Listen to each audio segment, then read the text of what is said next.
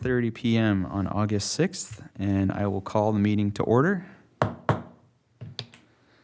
And would you like to do roll call? I'll do it. Okay. Chair Blees is absent. Commissioner Wise?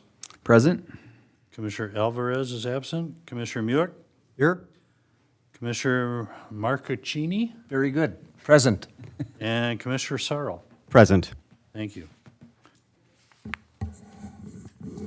And now we will move to adopt the agenda from... Oh, tonight, right. This is the agenda from tonight, not minutes. Okay, so the agenda for tonight, does anyone have any questions, comments, anything? Looks Nope. okay. Can I have a motion to approve? I move. Moved by Commissioner Muick. Commissioner Muick, thank you. I'll second that. Second by Commissioner Sorrow, and that is approved.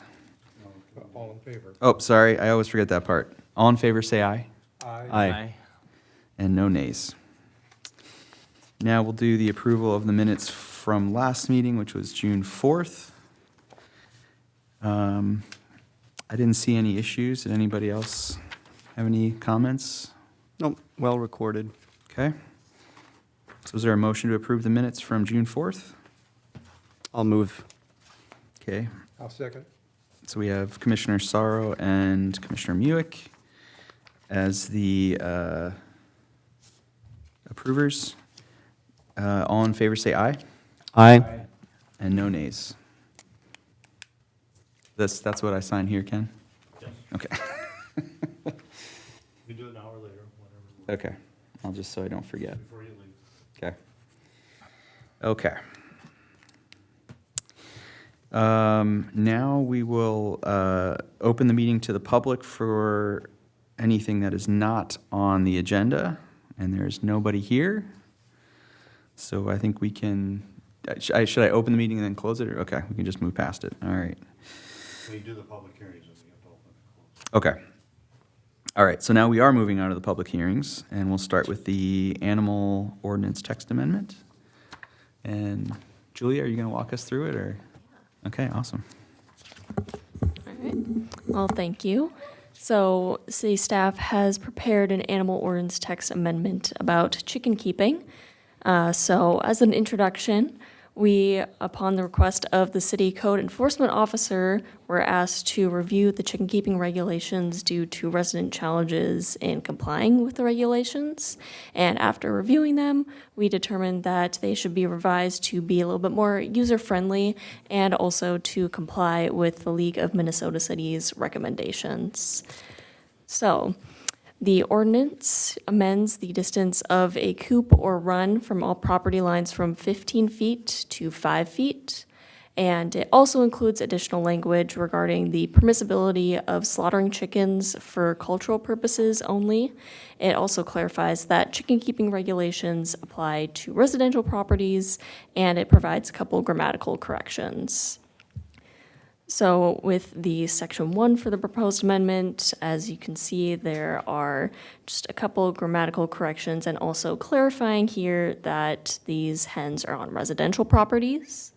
And going forward, you see that there is the change from 15 feet to 5 feet. And also on the bottom here, that slaughtering on site is prohibited except for cultural purposes. And then in section 2, just a small grammatical change. And alongside this, the code enforcement officer foresees no challenges in implementing this change. And these changes are also consistent with other cities in the area. So Maplewood, Oakdale, with the setbacks from 15 feet to 5 feet. Any questions? What's our recommendation? And oh yes, a recommendation is for the Planning Commission to review the proposed animal ordinance text amendment, and if supportive, we recommend that the Planning Commission make the following motion to recommend to the City Council to approve the animals ordinance. Very good, thank you. I do have a question. Yeah. I have a friend who lives in Lake Elmo, and he has 10 chickens. And I asked him to look it over. He says, boy, this is just about exactly the same as Lake Elmo. He says, the one thing that stuck out to me is the coop shall not exceed 15 feet in height. And he wondered, why would you have a 15-foot-high chicken coop? I personally do not have a good answer to that. I'm not sure much about the heights of the coops. I was more so looking at just like the distance from the property lines. Commissioners, I can speculate. I think our maximum height ordinance for accessory buildings is 15 feet, That's what I was wondering. so it's consistent with that. Good. Now, if it was at 10 feet, could people probably live with it? Sure, but Yeah. we weren't asked to change that, and it apparently hasn't been an issue. So Yeah. that's my guess, is where the 15 feet came from. It's good enough for me, thank you. I do have a couple of questions. Yeah.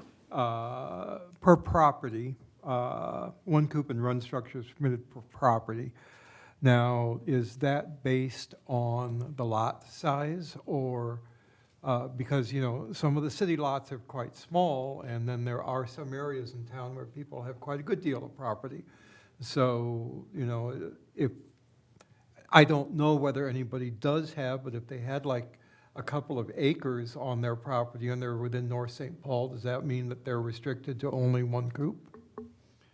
Or if they have a property that is consistent of several city lots, does it allow for a coop on each lot? It just is a little unclear. So I would kind of ask for a little bit more definition there. You wanna take- Let's tackle that first, if we could. Right. I think based on how the ordinance is worded, it seems like it would just be that one chicken coop per lot. So we could definitely amend things to be able to be a little bit more flexible when people have a lot more property. I think, I mean, it looked like the way it was written, it can get bigger based on the number of chickens you have, right? So it was whatever, 4 square feet per chicken or whatever it was. So you could have a lot of chickens, it would just be in a bigger coop, I guess, than. Okay. But I mean, I don't know. I don't know the chicken keeping world very much, so. To Commissioner Muick's second point, the way we look at properties in town is how they are identified by property identification number. You could have 10 little lots, but they'd be all under one ownership with one property ID. Okay. That would be one property. All right. Okay. All right, the other one is actually kind of two questions on the same thing, and that's about the roosters. I actually kind of like the original wording, roosters are prohibited, because at one point, I had neighbors that had a rooster for about a month, which they finally slaughtered for cultural purposes. But that rooster was crowing every morning at about 4:30 for that whole month. And, you know, so, and I would think that somebody could argue the definition of what is keeping and what is not keeping, you know, if it's just there temporarily, but I would kind of prefer it just to go back and say roosters are prohibited, full stop. The other thing is, for cultural purposes, do we need, and I know this is a fuzzy ground here, but do we need to have them have some sort of certificate or specification when they get the birds that they're going to be, you know, occasionally slaughtering them for cultural purposes? Because otherwise, it's kind of the same problem that you have with guide dogs versus emotional support animals. You know what? You know, and I know it's a bit of a difference, but it's still along the same lines of that people pass off an awful lot of animals as guide dogs and what have you, because by ADA, they're not allowed to be required to have a certificate that says that this animal is a guide dog. So people are forever, you know, pushing the bounds. That's something to consider. I'll just, because that was really one of my only concerns too, was just that use. And I'm sure you pulled that from somewhere that it, you know, makes sense. But I'm thinking, enforcement-wise, a code enforcement person's going to have to determine at some point whether something is cultural or not, and that seems like a very hard thing to do. So I don't know. I mean, if nobody else agrees that this is not an issue, I'll completely be fine with it. But to me, it just seems like it's more. We should be more talking about the activity and the impacts rather than the reason for it, because the reason is maybe harder to clearly say one way or the other. I don't know. Did you see any other code where it would say like, if animals are slaughtered, it has to be done out of the view of the public and, be done humanely, and I mean, I don't know what it would say exactly, but something like that. I don't know. Yeah, when looking at the other city codes, they did not mention too much about requirements with slaughtering chickens. I believe they did have some provisions about like slaughtering them humanely, but I think that was the extent of it. Okay. And this came up because the way it's worded now, you can't slaughter. Right. Right. And the code enforcement officer has run into cases where the folks are saying, well, we're doing this for religious or cultural purposes. Mm-hmm. You shouldn't really be able to prevent that. Right. Right. So this was our attempt to try to address that. Now, how far is the pendulum going to swing? Now we open up that door a little bit. Is it challenging? Is it maybe? And we're certainly open to suggestions that try to tighten that up, but we're not going to be able to register chickens and say these are going to be slaughtered for culture and these are just laying eggs. Yep. If there's some way to put a couple of boundaries on that, Yeah. maybe with the hours that it happens or the days, well, we don't even want to get into the days of the week, Yeah. or out of sight of other neighbors or other, And I mean, those things we could easily add. I But guess I would suggest humanely and out of sight of other neighbors, just because, among other things, not that it's something that I practice, but, witchcraft, I've known practitioners of witchcraft that may involve slaughtering chickens for Not kids. cultural purposes. Yeah, not kids. Chickens for cultural purposes, so, So if we added, it must be done humanely and out of sight of neighboring properties or something, or a neighbor. yeah, I would be good with that. How would you guys feel? I'm just not particularly concerned about it. We're talking about 6 chickens tops, right? I don't think people are going to be opening up a like bringing factory, chickens in and then, doing the 6. It just feels like maybe a We don't want it to become a processing station for, Yeah. bring your chickens in and we'll take care of them for you. That's, I'm fine with it. It was just if the city attorney says yes, this is the way it should be worded, I'm fine with it. It was just that cultural part that it just Yeah. seemed like it was introducing a gray area that enforcement would have a hard time doing Yeah, something with. that was But my big concern too, was just the cultural enforcement that, and as you know, I get caught up in details quite regularly, so. words matter. mm-hmm. Well, so I'm going to jump in to keep this going. Is it a consensus of the commission, if we add in that it must be done humanely and out of the sight of neighboring properties, does that enough to keep this moving along to the city council with those additions? I'm okay with it as written, but that is probably the loosest take here, is that as written, it's good to go. If folks feel like we ought to send it back and do another level of revision on it, I could be persuaded. No, It's not a hill I'm willing to Yeah. die on, let's put it that way. as long as enforcement looks at this and says, yes, we can do that, I'm okay with it. Yeah. That was my only concern, just Yeah. on their end. And frankly, if it becomes an issue where there are folks regularly slaughtering chickens by the half dozen, in some kind of revolving operation, we can revisit it. Correct. Right, yeah, So- I agree. So, We should open the public at some point, right? we- Yeah. Before you do that, I will add one thing too. One of the things to think about is I believe our standard cruelty to animal would cover the slaughtering of it humanely, so I don't know if it needs to be added twice. Okay. That's just my thought. Yeah. That it's kind of covered in a different regular cruelty to animals. Right, that is true. Yep. Okay. So yeah, I guess after all that, I'd be fine keeping it as it is then. Thank you for discussing it, I appreciate it. Yeah, yeah. Can we go back to item K, the keeping of roosters? Versus, what was the agreement on that wording? I just like the original wording, roosters are prohibited. What period. bothers me about keeping is that somebody could say, well, I'm not gonna have this rooster, I'm just keeping him till Thanksgiving. Yeah, And then it could be 6 months. yeah, that was kind of my thought too. Yeah, so Commissioner Muick wanted to not make the change and just leave the original language. and I wanna support that approach. Yeah.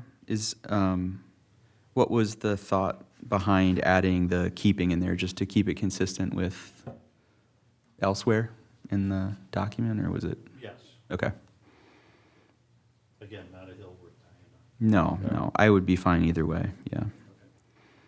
So the consensus, go back, keep the original wording. I think, yeah.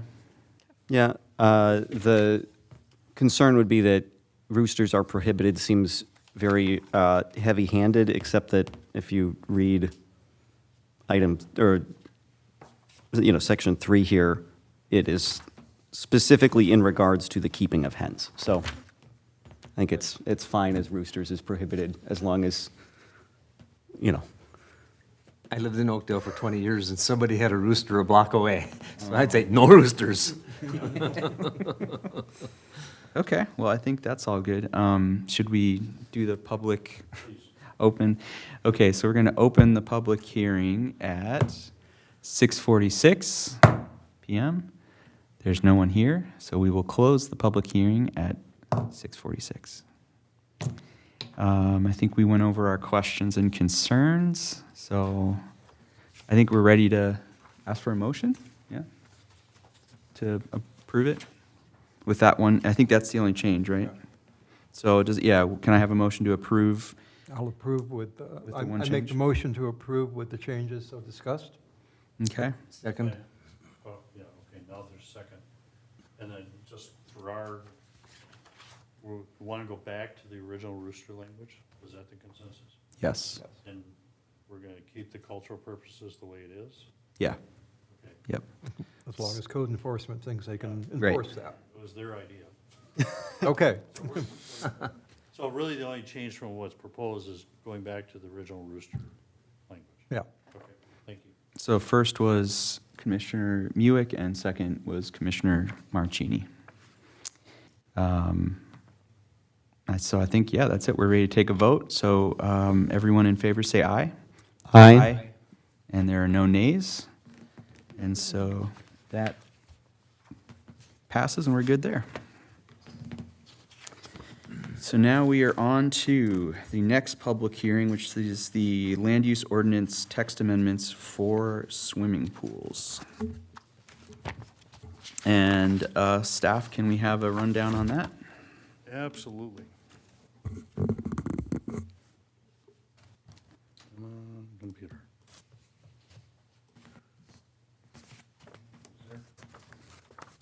There we go. Swimming pools, they're great.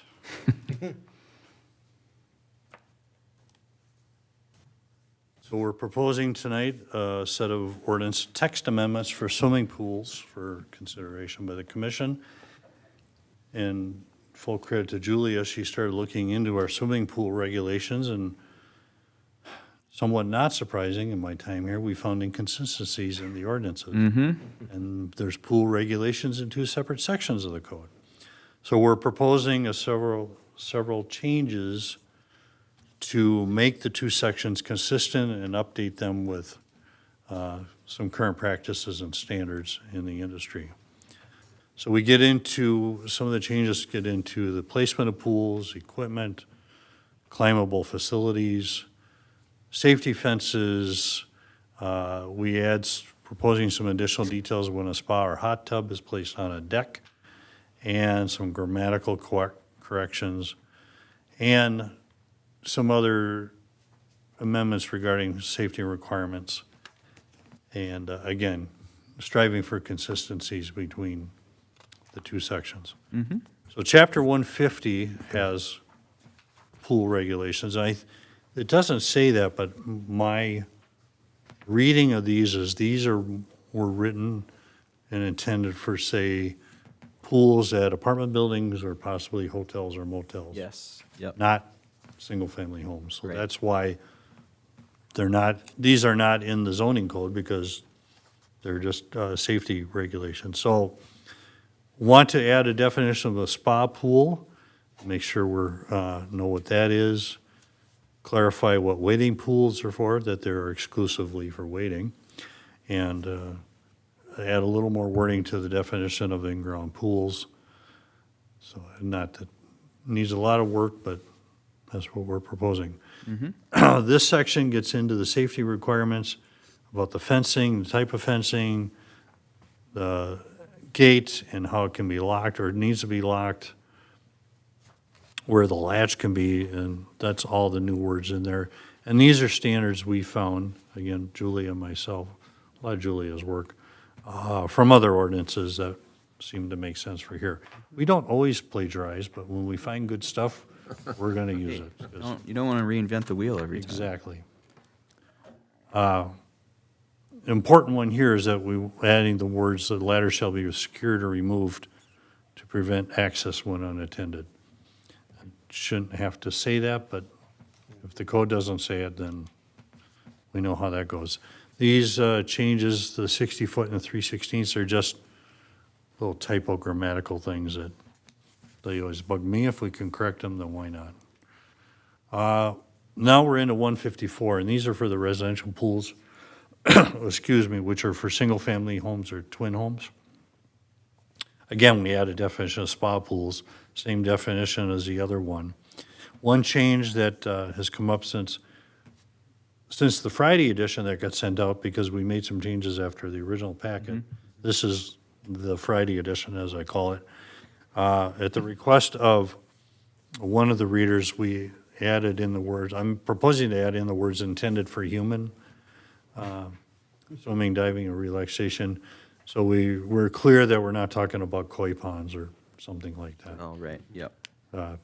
May not be necessary, but again, if we're making the changes, let's make it perfectly clear. Well, I don't think we have too many of those in North St. Paul, I hope.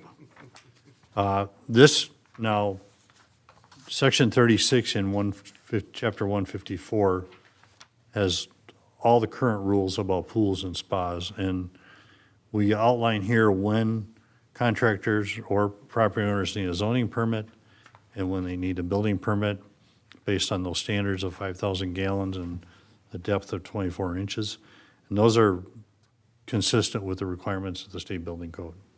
Oh, So that's where those have come from, and from Rum River, our building consultants. We added in, and there's a lot of words here, and I'm not going to read them all, but essentially, we clarified what we need as a city on an application for a pool zoning permit or building permit. None of this was in the code.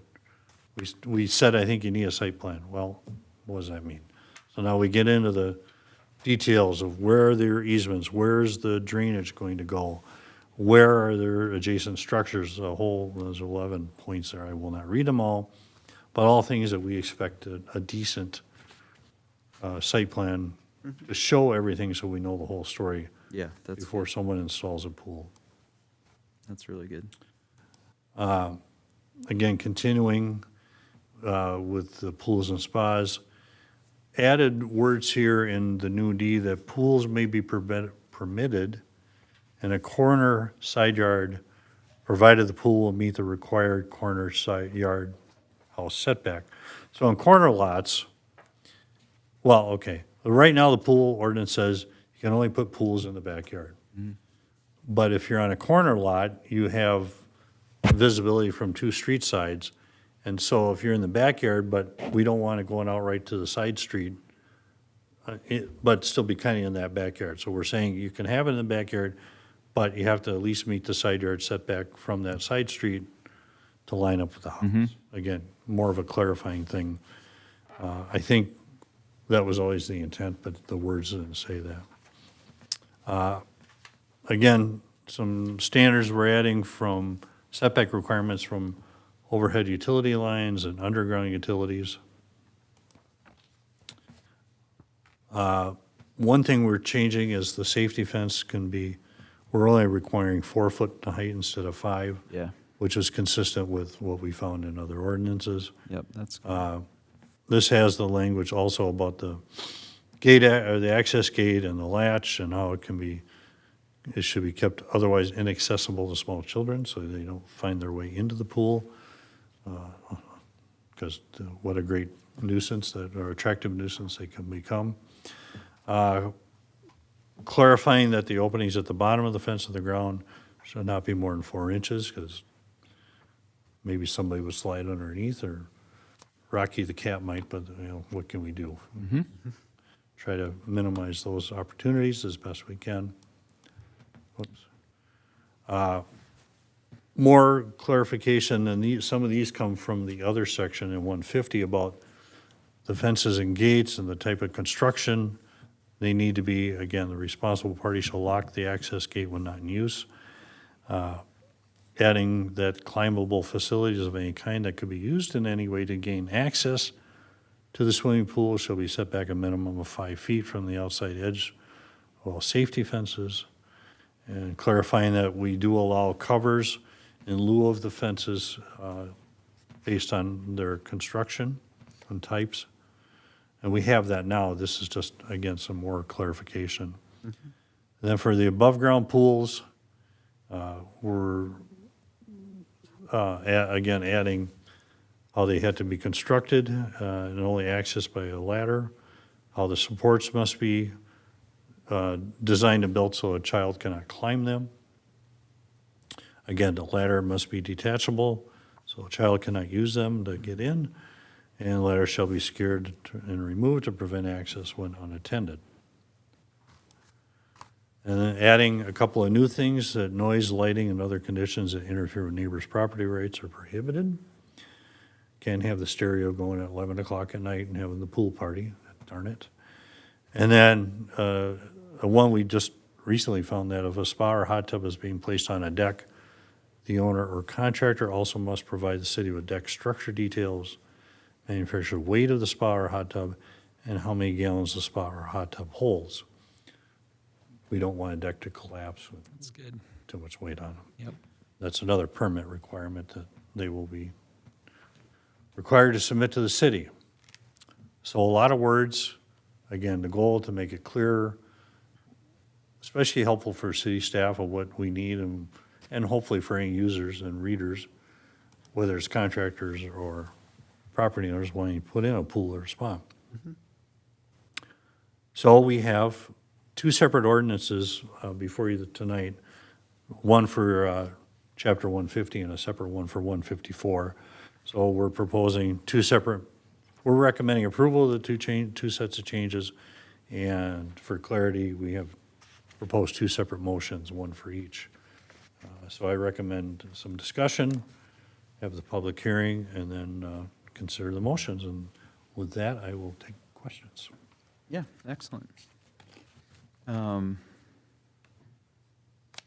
I think this is all really good. The 4-foot fence is great because that's, sorry. You're talking about the 4-foot fence, so if Commissioner Weiss, if you don't mind if I can jump in Yeah. here. First, I want to ask, how long have you and Commissioner Munich been on the planning commission? Let's see, I started in, I think this is my 5th year? Okay. 4th or 5th year? So let me ask you this, because I'm trying to remember it, and the fence is what triggered it for me. Do you remember having this conversation with Brandy? About pools? Yep. Oh, no, I don't. So one of the things I would recommend is that we ask staff to review is, I believe for a pool, Ramsey County's standard for the fence is 5 feet. And what I remembered is the conversation with Brandy is we were going to adopt all of the Ramsey County Regulations. regulations and ordinances. And I just looked it up on my phone, which is, back of the napkin math. But Ramsey County does say for pools, it is a minimum of 5-foot privacy fence that is required. May I? Yeah. Is that for what I would call commercial pools, say at apartments and hotels? Because they don't regulate local zoning, because all the cities do their own local zoning. So that 5-foot standard, I'm going to guess, is for any pools that they would license through their health department. And like I say, back of the napkin math from Google on a cell phone, so I wouldn't, but I did remember the 5-foot when we were talking to Brandy, and I believe I was new to the commission, so we're talking 3.5, almost 4 years ago now. Okay. And I just didn't remember if you guys remember I that don't conversation remember at that. all. don't remember No. either. Okay. I know, yeah, the only time I remember talking about fences was just recently when we did the adjustment for the fence in the front yard. Yeah, I mean, 4 foot made sense to me because that is a basically off-the-shelf fence height. 5 foot is kind of, but it's a little bit less common, so that made sense to me. But yeah, I mean, Ramsey County can't override our our local zoning, though, right? Correct. But if they license, and I don't even know if they have any facilities that they license in North St. Paul for hotels or public health or anything like that. Yeah, In Maplewood and Moundsville and Roseville, they may have some that they license. yeah, I don't know that there's anything, any business or any even apartments, because we do our own rental housing licensing in North St. Paul. I don't know that there's anything that they inspect in yeah. North St. Paul. I would be surprised if they do. I'm looking. That's a good point, though. The only thing I saw, the first thing was actually about the fence as well, too. Is, say somebody has a, well, I guess the way it's written, it says, does it say 4-foot minimum, or is it 4 feet? It has to be. I didn't see what the, Hopefully it says 4-foot minimum. okay, all right. I'm hoping. We wouldn't want Oh, it to says deter somebody from, at least, it does, okay, so that answers that question, never mind. And then maybe this is just the way I'm reading this, it could be wrong, but it looks, if we look at chapter 150, section 2, where it's talking about permits, no pools except wading pools shall be constructed or erected within city limits unless a building permit is first received by the city.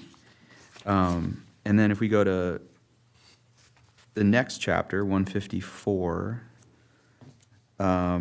section 2 as well, it says the city requires property owner or contractor to apply to the city for a zoning permit for any pool that has capacity up to 5,000 gallons Yeah. and a depth, so there it talks about a difference between a zoning permit and a building permit. But it looks to me, and maybe, like I said, I might be reading this wrong, but 150 only talks about a building permit. So that was the only question I had, if that, Well, and that brings up a question that I had, was that by the reading, it makes, because we don't talk about excluding wading pools in the one chapter, it makes it sound like they need to have a permit to put a wading pool in their yard.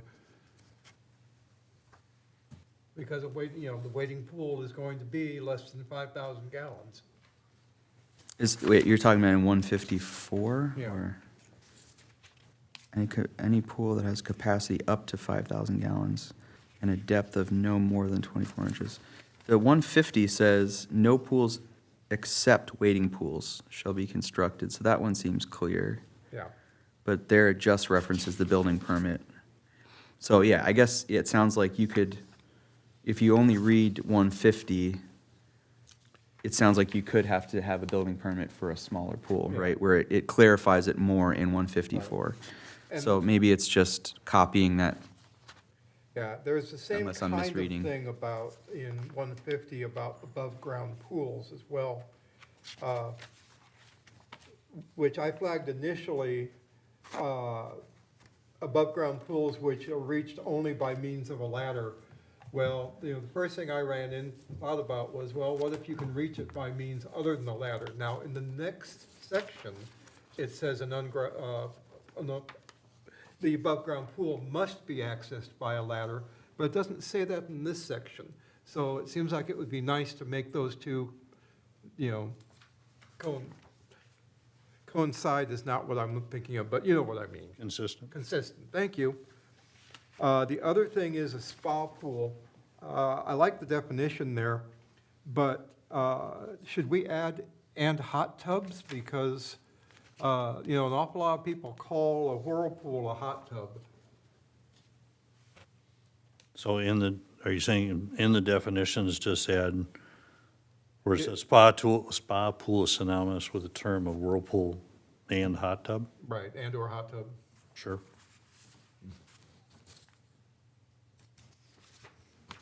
I didn't have any other comments on that other than that, so does anybody else? Yeah, under the safety requirements, And what section are you on? I'm sorry, 150.102, safety requirements, section 3. Yep. A non-climbing type of fence, that just is worded strangely to me, because it makes it sound like the fence itself is not climbing. So, could that possibly be rephrased slightly? So the fence, it's not possible to climb, or that, and even that sounds inelegant, but, Like non-climbable? right, non-climbable fence or something like that. Also, down in section E, an adult or a skilled swimmer. What is a skilled swimmer? If they're 10 years old and they are certified for life-saving and all that kind of thing, does that mean that even though they're not an adult, they can still supervise? As written. We're open to suggestions. I would just like to see some sort of idea, some sort of definition of what a skilled swimmer Or- is. Do we, Or just say, no, not under the age of 13 or something, I don't know. It's just, like I said, it seems well, like that's opening up. if we put in, let's workshop this if we may. Yeah, If we added after skilled swimmers of at least 13 years of age or 14 years of age or something, that doesn't define what a skilled swimmer is. yeah. But you can have a 14-year-old that can't swim, and you can have a 10-year-old that's a very good swimmer. Exactly. So how do you, all right, do we even need E at all? Yeah, I would argue that the skilled swimmer portion of E is more important than the adult portion, frankly. Like a skilled swimmer shall be present. That would be, And remember, all this sounds great, but I don't know how the heck we are going to Right. enforce it. I mean, Yeah. No, so I agree. I'm more of the mind that like E is probably less useful than the sections that talk about like, have a life-saving device near the pool. That's probably more important than E. The one theory with an adult, if there is a problem, hopefully they would know what to do. Call 911, use the throwing device. That is a nice thought. They wouldn't necessarily get in the water, but they would be Lucid. paying attention.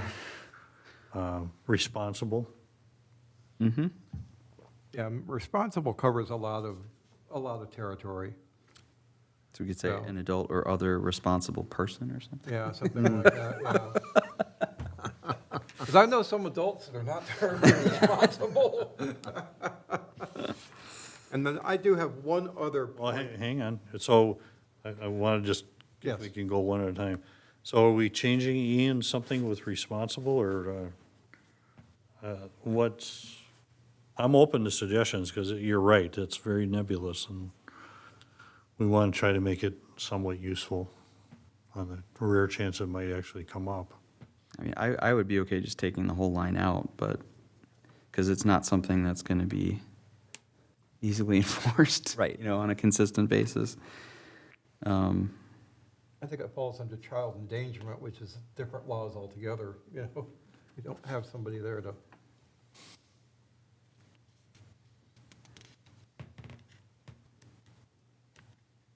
So I don't know, what's the consensus? Do we just remove the whole line or adjust the skilled swimmer verbiage? Yeah, I think it's essentially impossible to enforce, so it probably shouldn't be in there at all. yeah, much as I hate to say it, I kind of agree with that, just because I don't think you really can enforce it. I mean, we also said that chicken feed should be kept in rodent-proof containers, which we're pretty much incapable of enforcing as well. But I think that's a little bit easier. You could like check on that because it exists even when people aren't Aren't swimming. there. You know, like, aren't- yeah. Well, can we change it to a recommendation or a reminder that supervision should be available when there are swimmers? Yeah. an individual responsible for the supervision of the pool should be present when it is in use. Yeah, I like that. It's a little more general. Yeah. Yeah. All right, I had it crossed out. No, well, this is good. So Pete, what were your words, please? It is recommended that a supervision be provided when any swimmers are utilizing the pool. You can, We say responsible? yeah, fix that up. That's good. Is that consensus? I'm happy with that. Yeah, Yep. that's fine. Okay, I'm gonna read it back, just to make sure I got it. As I scribble, it is recommended that responsible supervision be present at all times that pools are in use. Great. Excellent. Okay. Good. Okay. Then I had just one other point, and that was, these are written from the standpoint of a permanent hot tub, but you know, there are portable hot tubs. You see them at the state fair all the time. So do we need to put them in the code here somehow or another, or do we ignore them? Because, you know, a portable hot tub has, you know, some weight to them. They're large enough usually for 2 or 3 adults to sit in, but they are usually like blow up or something to that effect. So do they need to be in here, or do we ignore them? I would say we ignore it Yes. because it's not a permitted thing. It's not permanent and it's not permitted. So to me, there's not a whole lot we could do with that, Yeah. I don't think.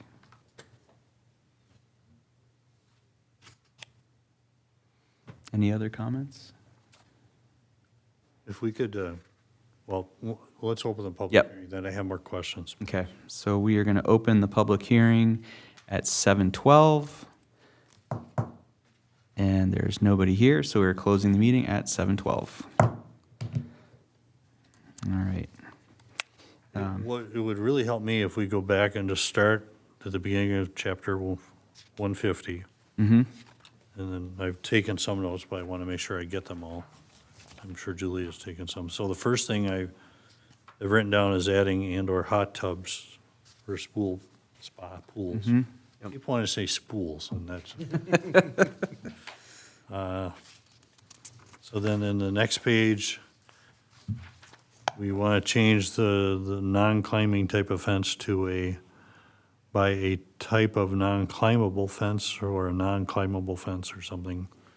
It sounds less clunky. Yeah. We just finished E down below. Was there something else on this page in A or B? I think just, if you could just double check the difference between 150 and 154 with how it words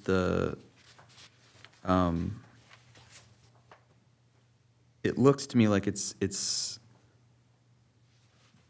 what's written in 154 seems to be correct, and I think what's in 150 is not mentioning the option of a zoning permit compared to a building permit, because it only references a building permit. And the other thing was the above-ground pool in 150 should be more consistent with the definition in 154. Okay, so now you just jumped around, so going back up, well, the above-ground pool definition check, we'll check 154. And then, under permits, I think Andrew's point was, what we're clarifying, what pools will need permits? Because right there, it's just saying, no pools except wading pools. Okay. Right, and I mean, I could be just not reading it correctly, All but right, well, we'll, I think, the fresh set eyes are great, so I appreciate Yep. that. So we'll make sure we're consistent on that. yeah, like what it says in the 154, I think is a lot clearer, because it talks about both the options of zoning and building permit. Okay. So 154 is Molbetta. Mm-hmm. Okay. Was that all in 150 now, the changes? I think so, yep. Okay. If we can go over to 154, again, we'll add in the and/or hot tub for spa pools. We'll make the change that the definition of pools for body of water intended for human swimming, diving, or relaxation. What other changes were in 154, if any? I don't think there were any others. Yeah. I think that was it. Okay. Yeah, this one doesn't have the responsible adults or anything because. Okay, Okay, good, I've got all those, thank you. okay, so when I ask for the motion, can I phrase it as,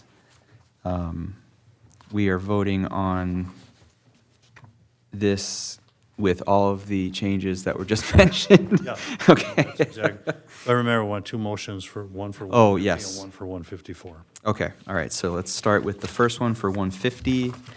And nobody else has any other comments? We're good? No. Okay. So do I have a motion for the first one that deals with Chapter 150? Yeah, I'll make a motion to, bring that back and make the aforementioned changes. No, we're going to recommend approval to the council. You're gonna With the trust me to make- changes. Oh, great. Yeah. Not to put words in your mouth. No. I mean, I do, Ken. Yeah, so I'd like to make a motion that we bring that to council with the aforementioned changes. Okay, that's first by Commissioner Sorrow. And a second? I'll second. Second by Commissioner Muick. All in favor, say aye. Aye. Aye. And there are no nays. And 150 is good to be sent on to council. Now we'll do 154. Same thing. Yeah. I'll motion that we bring 154 to council with the aforementioned changes. Okay, first by Commissioner Sorrow, Second. second by Commissioner Marchini. All in favor, say aye. Aye. And there are no nays. That passes as well.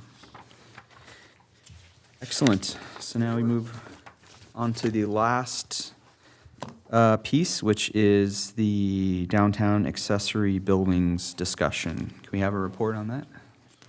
We do. So we're bringing this item to the commission's attention, discussion this evening, because we have learned, Julia and I, that in the past, businesses located in downtown North St. Paul had expressed interest to city staff in adding accessory buildings on their properties. However, the current zoning code doesn't allow them in the downtown zoning district. So we had Julia do some research on this topic and found that many other cities in the area don't have the same restrictions on accessory buildings in their downtown. So when you say downtown, what area is that? Well, that's the area in the red line, mostly along 7th and a little bit here on Margaret. This is an aerial photo from a couple of years ago. Here's a Sentinel right there. Right there. And then lastly, here's the zoning map, which the zoning district we're talking about is the MU1, which is this either side of 7th, again, for most of 7th, all the way out to 120, and then along both sides of Margaret. Staff research, and again, I give Julia credit, she did most of the heavy lifting on this. All these are nearby cities, and see what restrictions they may or may not have on accessory buildings. And she found that only one, which is Stillwater, does not permit accessory buildings in their downtown district. All the cities that do allow them require they be consistent with the design of the principal building, using materials that are similar based on color and appearance. Most cities allow 2, which I was a little bit surprised, accessory buildings. Little Canada only allows 1. Well, they don't have a traditional downtown, but Right. nonetheless, that's a good thing to keep in mind. There's size and height requirements for the accessory buildings in the cities, again, that allow them. If a lot is going to have 2, the second one shall not be more than 200 square feet in size. Setbacks vary depending on the district and locations. And Julia put this table together of the various cities across the top. Their zoning districts, if they're allowed or not allowed, are they permitted? Maplewood does it by conditional use. Other cities say they're permitted. Again, North St. Paul and Stillwater say no, can't have it.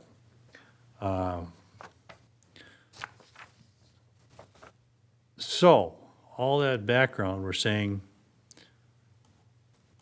what does the commission think about the idea of allowing accessory buildings in the downtown zoning district? And again, it's the MU1 along here. Now, with the caveat, all these small buildings here, like where Newman's are and some of the other ones, these lots are so small they could never fit one on Right. anyways. Right. It's some of these larger properties down here by the community center where that might be a possibility, and maybe some of the larger ones down by 120. There's the gas station, there's the Legion, some of the properties on the north side. They might want to put up a shed to put the lawnmower in or the snow blower. I don't have a strong take on it, and so that's why we're going to ask the commission for some ideas, feedback, yay, nay. Have there been any requests? There have been in the past, and that's what prompted this. And the city's just said, no, Right. it's not allowed. I'm curious if you can comment on the frequency and passion of those requests. I can't because it was all before my Yeah, I said, Julia, have you gotten anything? I think it's been one primary property owner located near the west end asked before my time. I remember Chris bringing it up, our administrative assistant, and Brian even said, our city manager, no, not allowed, sorry. Yeah. And right now, there's not even a provision in the code to say, well, if you do this, this, and this, then maybe you could get it. It's not allowed. Right. And if it's not in the zoning code as an allowed thing, you can't have it. Who owns the building on the other side of Sepulveda from Newman's in the post office? The peak you see on your map down here, we down here. No, I can't see it on here. Well, I know, they're pretty small. Oh, I think it's a cinder block building, a white, with a mural painted on it. we, Oh, is this like in behind the post office? Is that what you said? Right. Oh, okay. Yeah, yeah, yeah. up in here, this is Article 7 here, and this is the Sentinel. So are you on the same side of the street as the Sentinel On across? the other side, Okay, so backing up to Sepulveda is down this red line. yeah. So here's the Article 7 building. Is it near that? It's, Or is it down here closer to the community center? find the post office. That's right here. Yeah, it's like that lot north of that, of the And post well, it's office. probably I think there's more a like little- Newman's across the street. Yeah, that's, Oh, yeah, yeah. I think it's back behind, in that lot, kind of, right? Yeah, Yeah, yeah. It's behind there. and to answer your question, I don't know. But actually, it looks like that's not even an MU1 anyway. No, it's not. So it would be a. North of this red line is, Yeah, it's on the other side of the red line. Yep. Okay. It doesn't surprise me that historically, North St. Paul and Stillwater have been aligned on this, as their downtown districts are relatively similar compared to the other municipalities. It's, yeah, that's where I was going to. It's more of a, and again, I don't know if there's a strong need, and if we get one request, and it's too bad, is it worth changing the code? I don't necessarily think so. There might be some that argue, well, if we want to be more accommodating to the downtown businesses that can have these, that we sure would be nice, so they could maybe store more stuff inside, but does that start becoming cluttered in the downtown area if you allow them? Now, again, you don't allow them everywhere, or there's, again, main properties it wouldn't fit because right, there's no space. there's no space. Kind of what I was thinking is, could we do something somewhat akin to the auxiliary unit code for residences, saying that, you know, as long as they have X number of square feet available on their property, they could have an auxiliary unit, and if they don't have that many, you know, then they can't. I don't know exactly how we'd write it, I just kind of wonder if that could be, you know, Or does that just become self-limiting by lot size? Yeah. yeah. Yeah, They we're, still have to meet setbacks and all that stuff, Right. so, yeah, it would kind of sift out the properties that wouldn't even have the ability to do it anyway. we're looking at maybe less than 20 properties here that could even, I, just quick look, yeah, some on the west end and some on the east end. Yeah.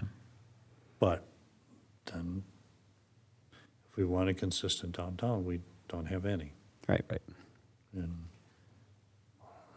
I think my general feeling is I don't really have an issue as long,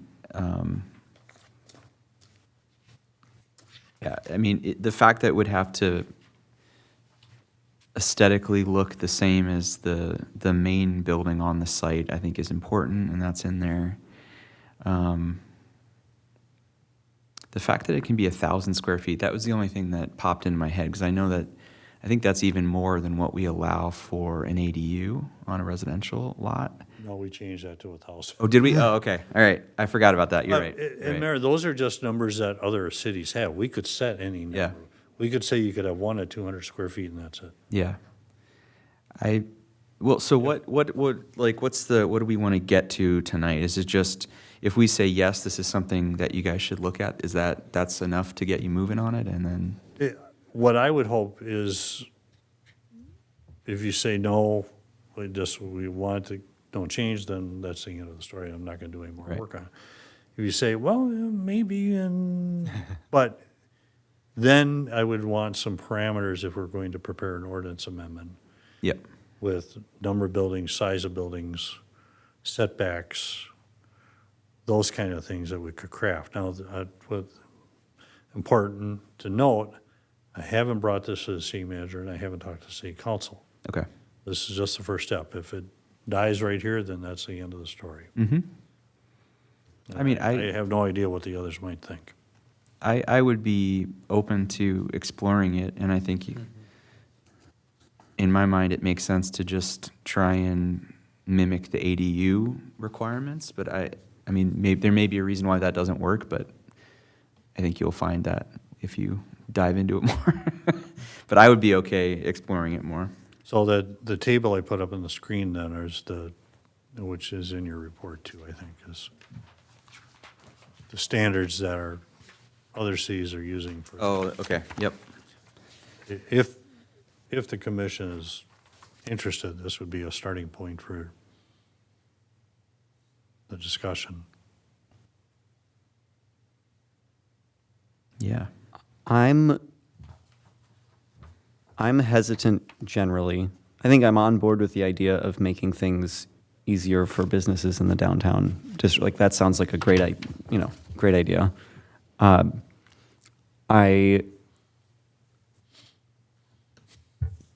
beyond storage, I struggle to see a use for, an accessory building. So I think a size of 1,000 square feet seems large. You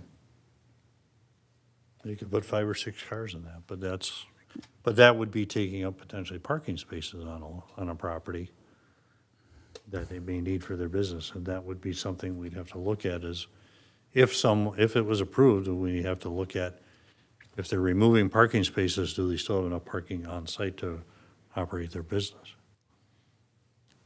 Well, and that brings up the whole question of, do we want to mandate parking spaces? Right. Because more and more cities are doing away with the parking mandate. So I guess I would be curious to see how many properties would qualify for an auxiliary unit under these various guidelines. Could we run the numbers and see, see what the comparison would be, as to how many properties would fall under that based on the White Bear Lake or the Stillwater or the Hopkins or the, no, Stillwater doesn't have any, but, or Oakdale or someone like that, just to kind of give us a little bit of parameter as far as how these things would change. So my words for your words is, if there's 100 properties in downtown and only 15 or 20 have enough room to even put one on, Yeah, is that the kind of analysis you're looking for? yeah. And maybe identify which properties? Would any auxiliary building need to be permitted or approved by the city? Yes. So there's control in place. Well, and that's a choice we could make. We could say, yeah, maybe, but you have to get a conditional use permit, and then make them jump through the hoops. Or if we say up to 200 square feet, as long as you meet setbacks and it's just a zoning approval, check the architectural elements of it. And just like we do for an accessory building on a single-family lot. Right. Up to 200 square feet doesn't need a building permit. It just, we check it for setbacks and zoning regulations. That if we went to that size and that limit, that would be my recommendation. Anything larger than that needs a building permit, gets more complicated. They can build them, but if there's a 1 acre property or 1.5 acre property downtown, does the city want them building a 1,000 square foot garage to store stuff? And they may just have not even equipment for the property, they might just have raw materials that they want to put in a building. Don't know. But then we look at impervious surfaces and landscaping, and, well, the whole downtown's impervious anyway, so that doesn't change. But I think the parking becomes a concern. Where if you 200 square feet, that might take 1 or 2 parking spaces, I'm sure most businesses could live and not worry about that. But then we get into, okay, if we're going to allow it, and we'd have to almost look lot by lot. Where would we allow them on? I don't think we want them fronting on 7th. Right. I'm visiting back by Sepulveda. Now, maybe as you get down by 120 where the Legion and the gas station are, maybe there's some places just, they can't be tucked out and back because of the way the properties are laid out. So there's a lot of variables that be on a case by case. I think if there was a frequent and persistent request for this kind of thing, I would be more enthusiastic about addressing it. But it doesn't seem like that's the case. Not at the moment. And maybe people just, they know, and so they don't ask. I don't know. Well, if a whole host of folks who own property in that district got together and were like, we would really love accessory units on these properties, could we look into doing that? I think that would be a much easier, like, yes, we'll absolutely find a way to, as long as you're meeting the setbacks and code requirements. Right. But, yeah.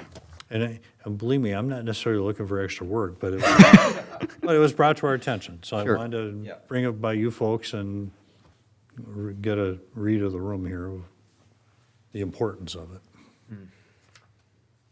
like I say, I like the idea of being flexible, but I would be curious, just how many pieces of property might even qualify for something. That doesn't seem like a huge lift, yeah? No, I have a very good. Oh, perfect. Yeah. Yeah, if we could just get a number of properties that would even potentially affect at the current That would even be possible. setbacks and size. Is there based on that, is there a sense yet, and maybe it's too early to know, would you only be interested in one small building, 200 square feet or less? Or maybe allowing the 800 or 1,000 square foot building on a large enough property? I want to agree with Vito is that I think it's a good idea to accommodate the businesses and help them to be successful. And they might need some kind of auxiliary space in the future. But on the other hand, I think you can have Julia do the work and come up with one of these restricted policies that would really control anything getting out of hand. So it leaves the door open. I'll go, here's maybe the strongest thing I've said. I don't see any reason for two structures. Yeah, You know, I agree with that. yeah. If we were even looking at this, I would say one structure seems like plenty of accessory structures on this very limited number of lots. Yep. Yeah, and I think maybe what you guys are describing a little bit would be like what you said with the conditional use permit, where we're not saying no, but if you want to do it, there's going to be, that gives us a lot of flexibility to set requirements. Yeah. And it doesn't have to be spelled out exactly, right? It could be case-by-case basis based on the property. So that seems like that could work. As long as, Cameron, I appreciate this, as long as we're not arbitrary and capricious, then we can. Right. Yeah. Yeah, my thought is that I think that if the lot could hold it, a 200 square foot is permissible. And then after that 200 square foot, then you have to go for a CUP. Okay, so, try to summarize. The commission, the four of you, think there's at least some validity in exploring it a little further. First, by trying to identify the properties that it might even work on by size and available land. And then from there, we could start looking at, okay, if we're gonna do an ordinance, do we, so Vito said just one building max. And then Cameron broke that out into 200 square feet or less, or the larger ones by CUP. Was that, and we're not there yet, and I'm not even saying we would propose an ordinance. Yeah. Because I may bring this up with my other staff people in the same measure, and they may say, hell no, don't. Yeah. Yeah. Because I'm taking it out a little bit, so. If you'd permit me, I would throw one other thing out there. And I don't have strong feelings one way or other on this, but I would invite all of you to drive down the north alley and think about if we did allow a very small one with minimal setbacks, would that alley all of a sudden look better? Are you along in here, Jason? Can you see? No, I'm blind, sorry. No. When you say the north alley there. So behind Sidewinders, Behind Newman's, behind, well, and some of that's Sepulveda then, yep. Isn't that all Cipolla? I think so, Yeah. pretty much. Yeah, that's worth, You know, That's worth there's. doing. Basically, if the you old drive back- streetcar right away. Right, well, but you'll see snow blowers, you'll see pallets of salt, you'll see stuff there that potentially, if we allowed a very small one, and I'm thinking, 5 by 5, would that allow them to? sure. And even outside of storage, I mean, it could activate that street more if they could, on car show night, sell something out of off that side too to get people, it would just could potentially expand how they use the business too. But yeah, I think the way you summarized is good. The only thing I would say at the end here is, and going back to what you said, Vito, I think in terms of comparison, like where we should be heading, I think looking more at White Bear Lake a little bit, and, you know, Maplewood, Oakdale, Little Canada, Roseville, those, you know, there isn't really a applicable downtown that is similar to ours in those, so I think that's less important. We do have Hopkins in there too. Oh, yeah, Hopkins is a good one, right, yep. So I guess aim more towards the ones that would be a lot more similar to ours than, True downtown. yeah, like less suburban. For God's sakes, don't use Woodbury. Yes, please. Okay. So we have some direction. I don't know how soon we'll be back with this, if at all, but this was kind of our first take on it, and wanted to, again, get your opinion on it, so thank you. Yeah, no, thank you guys. Anything else that we should know before we move on this? I don't think so. I think we're good. Great, thanks. All right, so we're just down to reports from, I have a couple things for. oh, sorry, okay. Well, you can have commissioner reports first if you wish. Sure, all right. Commissioner Marchini, anything to report? I do not. Commissioner Muick? I don't think I have anything. No reports from me either. All right. Actually, I will say one thing. I want to say thank you to Chris and Ken for all of their assistance with my project. So thank you very much You're for welcome. dealing with me on a constant basis. On the customer side? Yes, on the customer I side. thank Chris and and Sarah and Jordan. They've been, And I will say that the city was amazingly responsive the other day when we discovered something in my backyard that we didn't think was going to be there. So, Ancient burial ground? well, no, but it was an ancient clay pipe that was Oh. not marked on any property maps or anything, and the Public Works was out there about 20 minutes after I called Chris, and he swears to me he did not say that I was a matter on the planning commission.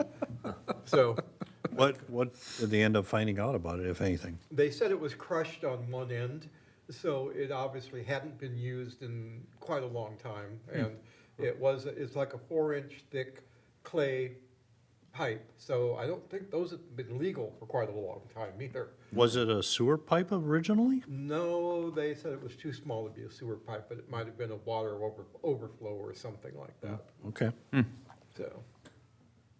well, good. How'd you find it? Through excavation, as we were digging for the foundation for the garage, it surfaced. They said, oh, boy. Yeah, exactly. All right, a couple of, if I may. Yeah, Some of reports course. for the commission. The newest student-built property down at 7th and 3rd Yeah. is just about done. In fact, hopefully be done tomorrow, and it will be going up for sale soon. It's beautiful. The 2 units.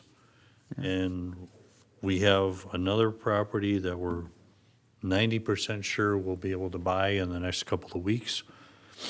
I'm not gonna say where or when because it's not closed yet, but it has that, if all comes together, it'll be replacing one dilapidated house and there'll be enough room for 2 lots for 2 new single-family homes. Perfect. We're excited about that, so that the program will continue. Excellent. Good. For anybody listening, commissioners, we now have a no change policy here at City Hall, so if you're paying bills, Of course. you, Pennies. you just, if you got your utility bill and you bring, let's say it's $38 and you bring, or $38.50, they're not giving any coins back, so they'll round it up. Or they may round it up if you bring 40 to give you credit on your next bill. We're not dealing with coins, especially the pennies, because Yep. they're going away. Let's see. We are very close to having a work plan with WSB to do the comprehensive plan update. Myself and again, my team have been working back and forth on what we can do, what they're going to do, timeline, all those kind of things. Julie has done a lot of writing and research already to some of the more, I don't want to say boilerplate, but like the introduction and some of the background and even updating the electrical chapter, which didn't change much, some of our natural features. We're doing as much of that work as we can to minimize the cost. And fingers crossed that we'll be going to the council on the 16th to get approved, and then we'll be looking to have an official kickoff with WSB, the Planning Commission, and City Council to really start diving into it. With that, the Met Council, in their infinite wisdom, identified 60 cities in the 7-county area to provide planning grants to help get their comprehensive plans done. Oh. And North St. Paul is one of those. Awesome. Is one, I should say. And they're a non-competitive grant. We have to have a work plan, we have to have a resolution approved by the city council saying, yes, we want the grant, and we apply, we get the money. And it was based on demographics and some other things, and so I'll be bringing that to the council at the same time, because we'll get 40,000 to help pay the bill. Because the whole work plan could be 125,000 or so to do the whole thing, so that's, 40,000 will help. We had the community center property surveyed because we have a potential buyer, a pretty serious buyer looking at buying it. But after so many years, hundreds of years, 100+ years, the property lines on there are all a mess, put it nicely. And the only way to really straighten it out, we have to replat it and designate which parking spaces are going with the community center, which spaces are staying with Sepola as it runs along the building, which go with Franklin Park Apartments on the east end. And it's a mess. So by doing a plat where we designate new rights of way, new property lines, buyer gets these, the city keeps these. So we're working towards getting a plat put together. We'll have to bring that through the Planning Commission to bless that. But the buyer seems serious, and until that's done, I'm not going to say who or what. But this is a step we're taking to help facilitate that. So that's, we've had Brian and I have a couple of meetings with those buyers, and they seem very serious. So great, we'll go with that. Ken, out of curiosity, if you could say, does it look like the library would be able to stay there? Or Yes, Okay. they are planning to keep the library for the foreseeable future. Good. Wow, Thank you. that's excellent. Yeah. We are also undertaking a major study of the McDyke Fields. This will be mostly the Parks Commission. They had a master plan done for that by HGA a couple of years ago, saying all the grand redevelopment things you should do here, and it only cost $15 million. We had it surveyed last year. Now we've got a work plan with WSB to go through and do an analysis. Okay, if you want to do this over here, you want to do this over here, get some more firm cost estimates on each of the elements, maybe a staging plan, timing plan. But the first step in that is we're having the wetlands delineated because there's a ditch along McKnight and 36. Make sure there's no wetlands there, or if there are, what they are. And then get soil borings taken next week, because apparently that may have been filled in with less than desirable materials over the years where the ball fields are. So we have to know what's under the ground, because you can't build big structures on crappy fill. So if you see drill rigs out there on the fields, that's why. And this will be a 8 to 9 month process. I don't know that the commission here will be a part of it. Certainly the Parks Commission will be very involved with it. I think the last thing I'll note is, if I didn't mention it before, the city re-upped our contract with Tennis Sanitation for solid waste recycling and yard waste. That starts September 1st, which came upon us pretty quickly. The biggest difference is we negotiated in the new contract that each residence, which is single family, 2 families, get up to 8 free bulky pickup items at their curb at the home. 6 Wild. 6 of the items and 2 appliances. Now, they're not going to take pool tables. There's some things that don't even qualify because they're just too darn big. But there are many items they will take, and the city will be tracking that. You still have to call into the city, get on the list so they can route the trucks. But there'll be 8 in a calendar year, so September through next August. So we're hoping that'll really cut down the amount of bulky waste in the neighborhoods. And Mattresses included? what's that? Mattresses included? They are not. They're not. But we're very pleased about that. It was some good negotiation of the contract that got us that, and some very favorable rates, which we're also happy for everybody. So that will be coming, that going into effect September 1st. And there'll be community education around that. Yep, well, in fact, we were just working on all the stuff that was going to go out in the newsletter and the blast. Does that mean we won't be doing the bulk? Oh, let's hope so. The goal ultimately is maybe we don't need to have cleanup day. Yeah. We'll see. That has not been decided yet. I think we'll know by January or February if a whole bunch of stuff has been picked up by tennis. The goal is to not have a cleanup day. And last year's cleanup day, when we charged, it was a lot slower. I think shockingly, people didn't want to pay to get rid of their stuff. Which, Ken, have you seen the new fee schedule for the stuff that is not included? My understanding was that was going to drop yes, significantly. we So have, although mattresses weren't included, I believe the fee is. yeah, we have a fee schedule from tennis on things that won't fit in garbage cans easily or they just can't handle for the free pickup. There's a whole fee schedule on the charges for all those items, which we had, but now it's been updated as part of the contract. Okay, that's enough, unless you have questions. No, that's great. Thank you. So I think, Oh, I did think of one thing, sorry. For the next meeting, which is scheduled for the 3rd, that's, again, right before Labor Day, because Labor Day is not till the 7th. Right now, we don't have any applications from developers, property owners to bring to the commission. I don't know if we'll have any items or not. I'm not going to bring this downtown study if that's the only thing. We're not going to have a meeting for that. If something else comes up and it's worthy of bringing it, we will, but we will keep you informed. Sounds good. excellent. So I think all that's left is to get a motion to adjourn. So moved. Commissioner Marchini, I'll second. Commissioner Muick is second, and we are adjourned at 7:51.